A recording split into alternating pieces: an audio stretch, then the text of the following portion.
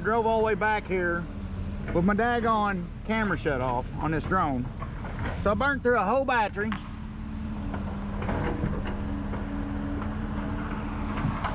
That's such a tater thing to do.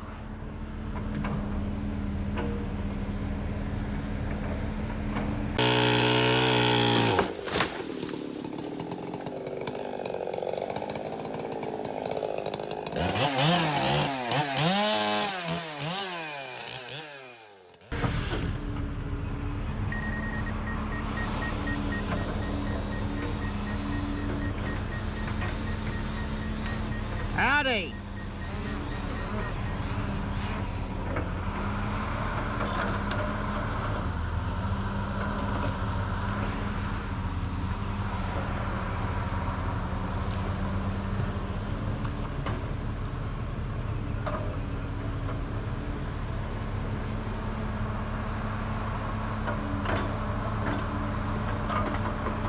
All right, my daggone.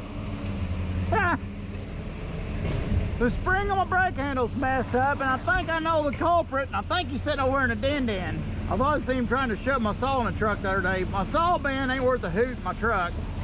It ain't big enough. So we got the brake handle tied up with a ribbon. I just got to cut this one tree. We'll see if we can get the task complete here. We back y'all up. You can see Roger and Stevie doing their thing for a little bit. I'm gonna put this in the skidder because I'm afraid I'll forget and run over the daggone thing. Yep. If she passed center, I think she'll go on her own. Might have to give her a little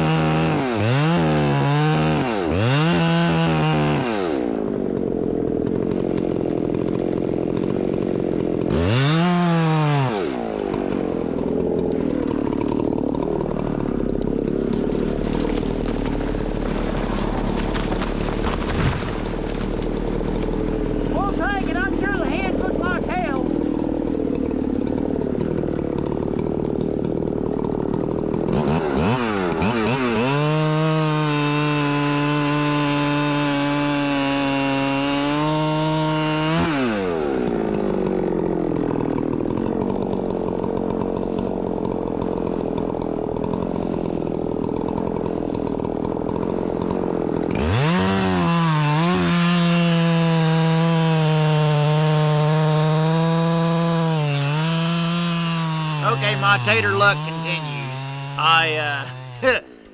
My daggone camera died on me right in the middle of all this. So I'm going to take over with my sound from the editor here. Now, those of you that listens to my videos and watch my videos, let me know. This is the first run of the new mic. I can't tell you what the brand is. I can't find it. But anyways, I got rid of the blue snowball. It was coming in all weird sounding. So we're going to try this mic out from now on and see what this does for us. And I've done a couple tests and I really like it. So I think everybody's going to like this mic. It is clean. It sounds good. Now, Skidder's acting up. Now, I didn't know this at the time, but what the Skidder was throwing the code up, the code was 335, I believe, on the transmission code. Those are the John Deere guys out there. There's that big poplar, but it's bigger than it looked. Well, Skidder tires are 6 foot diameter, so what's that tell you about the tree? It's a pretty good sized tree. Transmission code was 335 that the TCU was kicking up, the transmission control unit.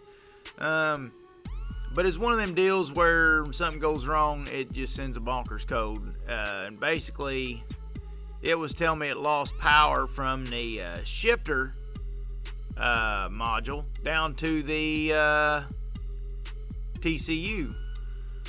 Well, Derek had this problem happen to him the other day. I didn't know about.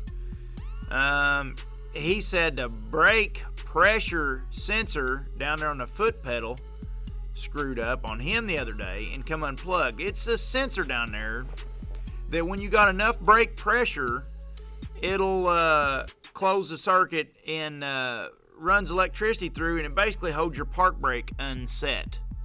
Now, if your park brake sets, as soon as your park brake sets up, it kicks the transmission in neutral. Well, obviously, it kicks transmission neutral by killing the power going to the shifter, and that's why it sends out that code, which had me thrown for a loop. I didn't know which way I was going or coming or what. But anyways, this is about the last of what you're seeing. Roger actually kicked me off a Skidder. He said don't come help him skid. He don't want me helping him skid back there because he said he's almost done. He don't need me in his way. So you're looking at almost the end of the logs. He might pull out another tiny load. But look at that thing. Boy, I love that truck. We just love that truck. And he's hauling mostly white pine.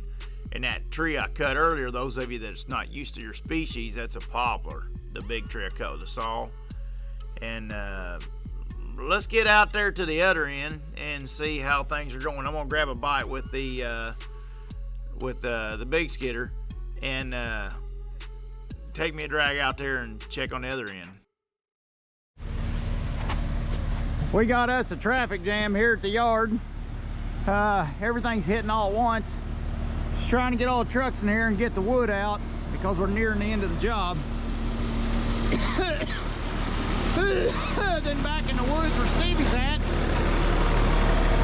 Roger's winding down back there.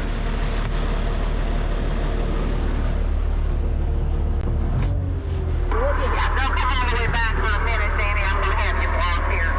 And I got this daggone clutch messed up in this thing. Well, what this Skidder's got, it runs on clutches. Multiple clutches. But what I got is I got a pedal here that cuts hydraulic power to the clutches, the clutches and brakes and the transmission, whatever. Anyways, this thing's messing up.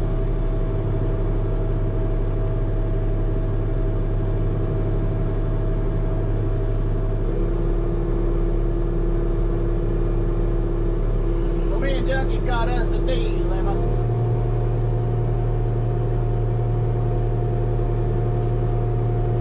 Stevie's about, I'd say close to 3/4 of a mile back, maybe a half mile.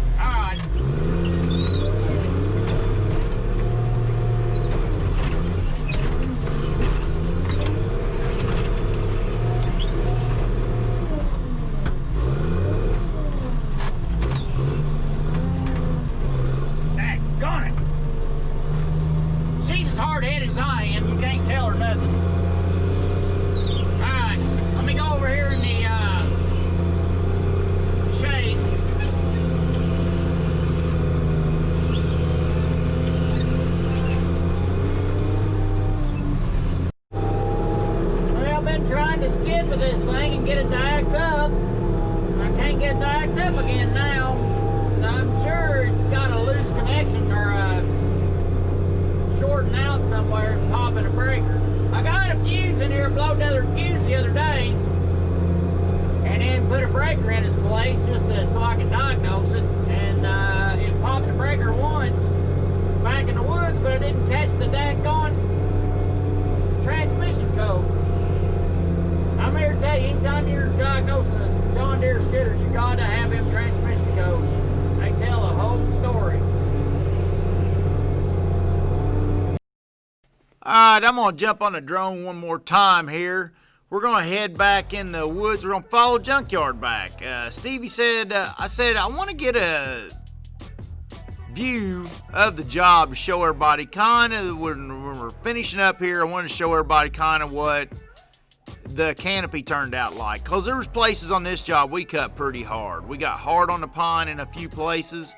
And there was a few places that had big overgrown old trees and nothing but scrub underneath them, and we was hard on them spots too. And I wanted to show everybody from the canopy, from above the canopy, how that turned out. Those of you don't know, the canopy is the leaf cover. It's basically the sail of the, I don't know how you say it, it's the top of the woods. It's what the sun hits on, where the photosynthesis happens, you know what I mean, so to speak. I don't know the technical terms of everything. This here, where Junkyard's driving through right now, is where the initial yard was gonna be. And then, where we didn't end up using it, but I think there's probably 4 or 5 poplar trees that we cut out of that area that shouldn't have been cut out of the area, or maybe a couple more. That wasn't a forestry benefit, it was just a yard benefit. And we ended up not using it, so it kind of made me, or, you know, it was kind of unnecessary cutting them trees because we ended up using our other. But now what you're seeing, look at the pine on the left, the white pine. Here's where Brad was practicing the small amount of, I don't know what he was doing there. What I think I do know what he's doing. I think there's oaks coming back and in pines and some cherry and a couple poplar. And I think he was wanting to save them other pines there to take care of them small saplings, to nurse them along, to get them up in the air, get them going. And then I think when they're bigger later, he's probably going to take the rest of them out. You can see some poplar leaves mixed in with them pine. Now up here, it had some wind damage. So we just basically cut the crap out of this spot right here. And then all you're seeing left right through here is just hardwood tops, pretty much. And as Junkyard comes buzzing up here, he's actually climbing up on a hill there. It's hard to see from the camera angle, but Junky's climbing up on a hill with Tiny there. And then here we're going back. I think I did a video here the other day. There's some white pine up there, and we did some real thin cutting in there. And I can't remember what was going back. I've slept since then, but I think there was some undergrowth coming back there too. Look at that deer running up in front of Junkie. Now this spot here was cleared right here where Junkie's driving through right now, and we made a small mini yard there. You can see Stevie's chunk piles. Now there was a few great big poplar growing right there, and we took them out, and that made a big hole because of the trash underneath it. Stuff like that. Now as he's heading back, let's see, there's more pine. And some of that pine had wind damage in it, but not most of it. Most of that was just, some of it was necessarily done. You know, I can't remember, I've slept since then. Now the end of the pine up there, you all can see how the pine tops look. The end of that, now this spot right here, that's been pretty much a desert right there. On the left, where Junkyard's road goes, that was wind damage. That pine looked like crap, and we cut it all out. Now, in the middle of the screen there, where you could tell where the hardwood was, that was what I was talking about, the big overgrown trees with nothing in the understory. These big overgrown trees have probably stood there for too long, for 20 years too long, or 30 years too long. And it turned that area into great big mammoth trees and then nothing. And a desert underneath, you know. And then through here, there was a few wind damagey spots. Some blowdown and stuff through here. There was hardwood. It wasn't pine, it was hardwood. And then, junkyard's got a little switch back here. This all run a ridge top back. This is the high ground. With as much water as we had on this job. Now, we had a different road for Tiny heading back earlier that got us 2/3 of the way back that we aborted mission on because it ran low. And with all the rain patterns we had, this is the coming off of the wettest, real wet time of year, the April, May type of wet. We had a wet May this year. So we're coming off that with carrying all that water that we've had hit there since we moved in this job. Anyways, long story short, we picked the high ground. We kind of changed, and these people use their ground for deer hunting and stuff too, so they wanted a little bit of infrastructure for getting vehicles in and stuff, and they camped back here. Now, this was a field where Roger Skidder's parked. That was all a field of scrubby stuff. Now, Big Daddy scraped some stuff off of there, some scrub out of there, because it's going to be a food plot and stuff. It's going to feed the animals and stuff there, and you see that little building there. So that's why that was open, and we just went ahead and kept it open. And you can see some wind damage in them pines. Look at the stems in them pines. You can see all the green undergrowth underneath right there through this area. This had a lot of blowdown in it. And we left a lot of the blowdown. That's why you see the green in there. Inside that short green, there's a bunch of blowdown pine. But it was getting rotten, and we got to move. We couldn't stay and pick through all of it. We didn't want to fool with it. It didn't really make a difference forestry-wise either way. I guess that rotten stuff would actually help the undergrowth come up through it, so we just pulled out and left it. And now you're seeing there was wind damage on this upper end here. Well, it's actually lower end. It's the southeast corner of the property. And it had a lot of pine in there. You're just looking out through the horizon. That's other property there. We should be about to the end of the property we're working. You can see a little bit more road, but it was getting into good wood up here that there wasn't a lot of wind damage and stuff, and we could oh no, this is flying back out. I got myself turned around. This is heading to the southwest. We're heading out, but there's a lot of good wood there, and I don't know when the next cutting would be. I don't know. I'm not the forester here. I don't know. There's a lot of big trees in a few spots yet, so I don't know. It'll green back up, it'll fluff back up, and it'll be, I would guess, 20 years. But that's just my guess. I'm not the forester. I don't know. And Brad, if the landowner's listening, I hope I ain't screwing up nothing with you all's relationship or anything that you told him. I'm just shooting from the hip. I don't know. It's whatever they decide is the proper management plan for this. I don't know what the management plan is. My job is just to extract the trees, cut the trees the best I can, and Big Daddy's setting up infrastructure. We can extract them best we can and do the best. All right, so it ain't even 1 o'clock yet. It's like 12:45, I believe. That's 1 o'clock. It's 1 o'clock. Gotta get loaded and get out of here. Mommy's wanted a Jeep for a long time, and I never would let her have it because I didn't want to get them toys. Now, I've bought guns and stuff, so it ain't like I'm against toys, but I'm not against toys that depreciate in value.